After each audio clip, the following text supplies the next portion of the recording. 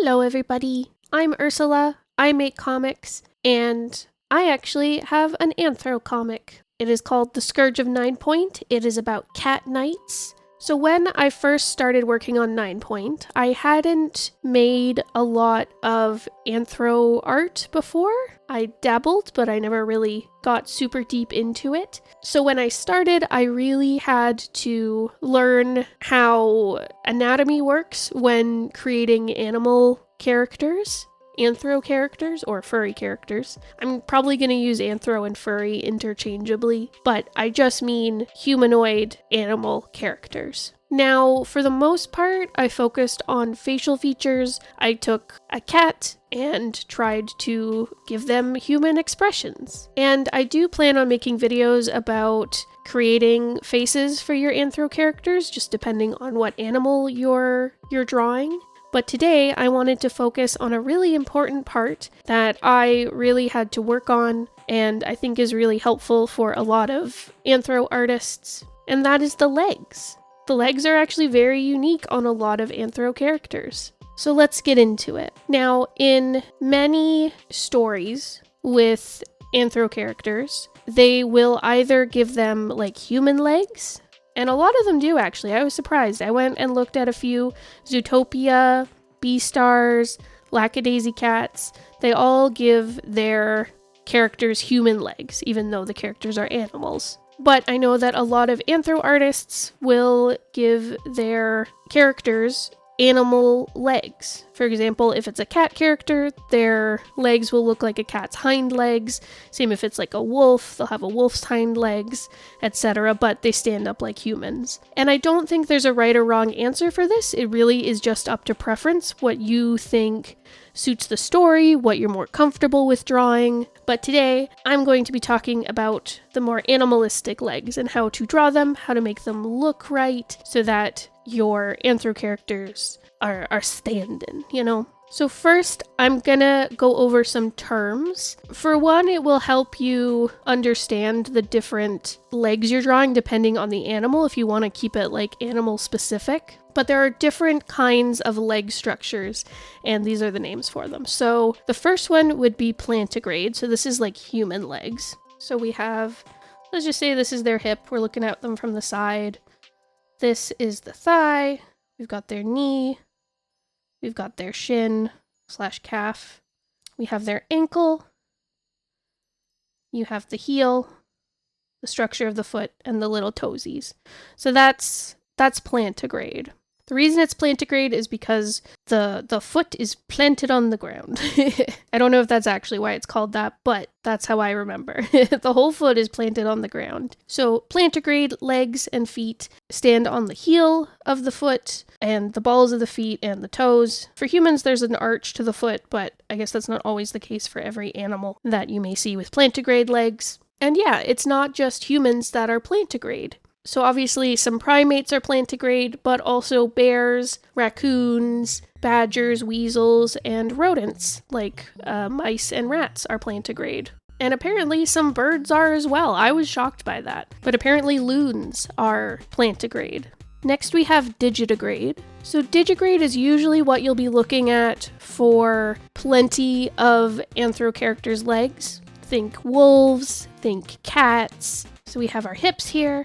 We have our thigh, we have our knee. Now this is where it gets a bit different. In fact, if it's very animalistic, the thigh connects to the glute, I guess, a lot more than say in a human. But the shin and calf go back. We have the ankle up here, and the foot actually extends quite a bit until we reach the toes. And they stand on their toes. And that is why it is called digitigrade. They stand on their digits. Now, this is a very elongated version that you would probably see for an anthro. If you're looking at like a cat leg, it is a lot smaller. It probably would be like that at the most. And then there's the tail. So when you're making a humanoid version, it tends to get elongated to fit with a human's proportions, but when you see it in animals, it'll be a lot smaller. Now the third one is very similar to digitigrade, and that is what hoofed animals have, and it is called unguligrade. Now again, it's very similar to digitigrade. They are up on their toes. So again, we have the thigh, we have the knee, we have the shin and calf, we have the ankle, we have the foot, and then I guess you have your toes in here, but they're up on a hoof. So the toes are in there, but it is usually encased in a hoof. And obviously this is for ungulates, so that would include horses, goats, deer, rhinos, hippos, cows. Anything with hooves is an unguligrade. Well, an unguligrade foot.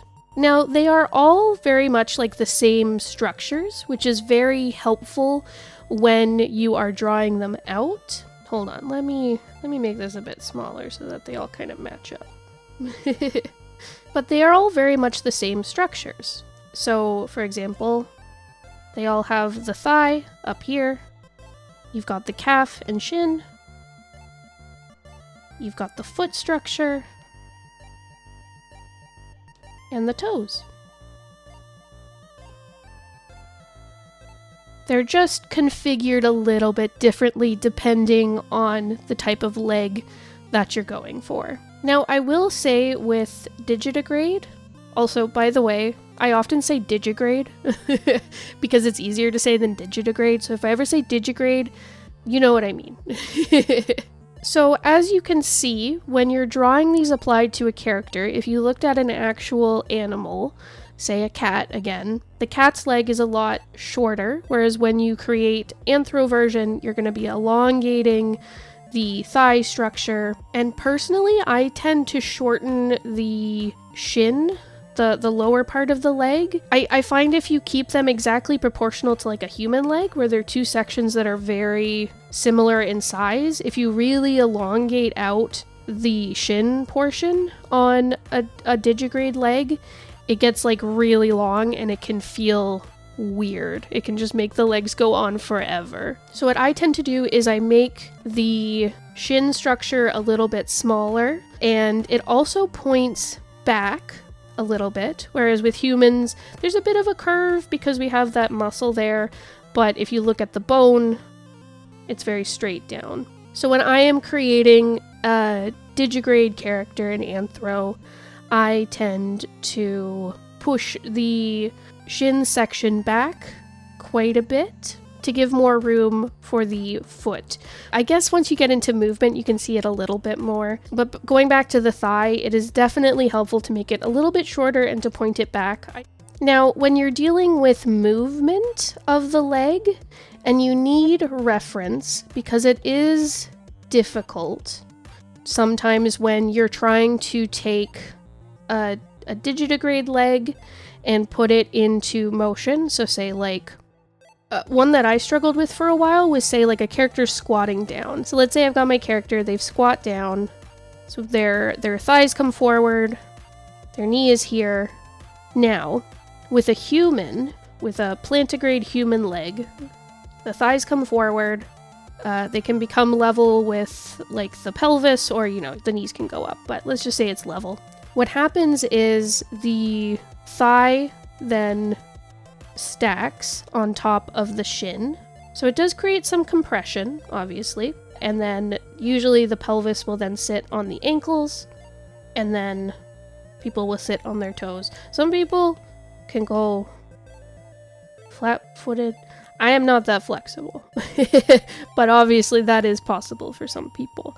But I think the one that I guess I use, probably because this is my range of motion, is that they will then raise their heel and sit on their toes. So we've got the thigh, got the shin, got the foot, and we've got the toe.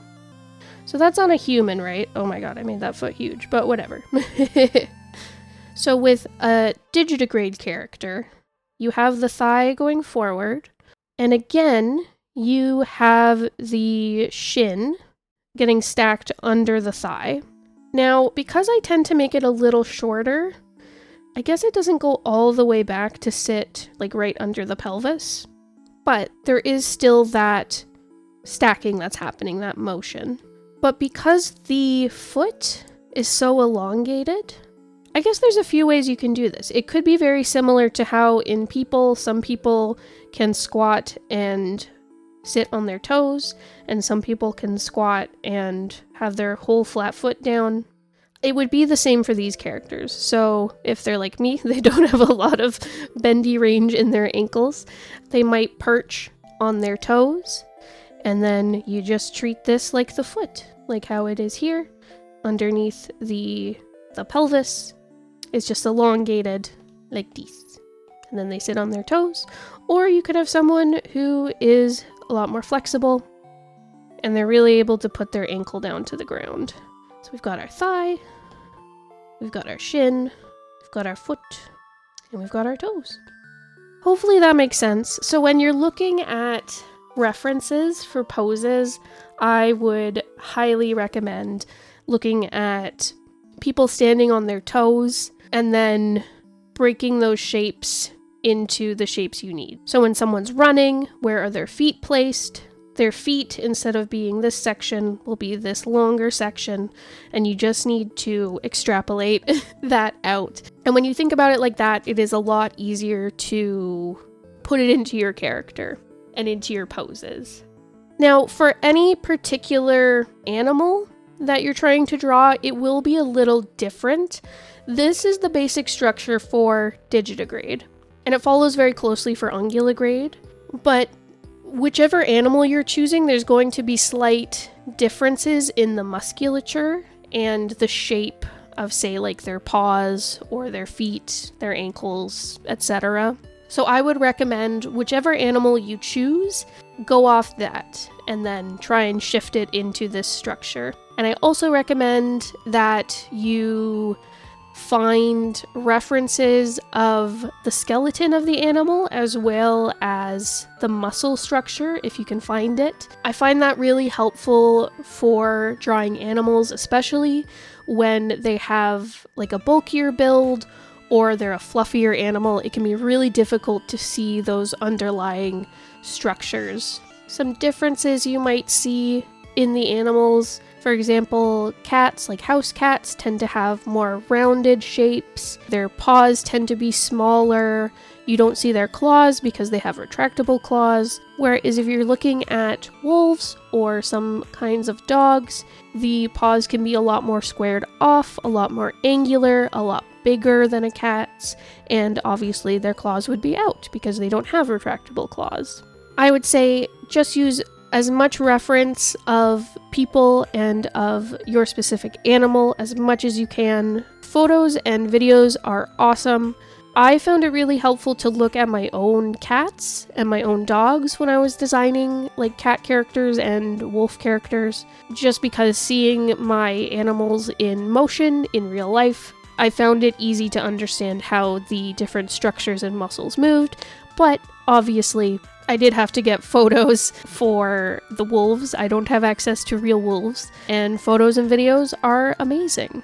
So hopefully this was a good primer for how to start drawing Anthro legs if you're interested in creating Digrade legs for your characters. I really want to do more videos like this. I'd be happy to do one about maybe Unguligrade legs a bit more, maybe breaking down, say, like a bear's leg, like a plantigrade leg that has very different structures to a human's. I'd be happy to go into like birds' legs, for example, and birds are Digrade. They stand on their toes, but their toes are more flexible than, say, like a cat or a dog, so it is very different how to draw them. And I really would like to do more videos about drawing different, like, animal faces with expressions, like, you know, Anthro character faces. So if you have any kinds of animals that you'd really like me to break down, like cats or dogs or birds, or I don't know, give me a really specific animal that you're just dying to know about, let me know in the comments. I would love to cover them. And again, I'm very sorry for my crunchy voice. I'm still recovering from my cold. But thank you all for listening. I will see you guys in the next one. Goodbye!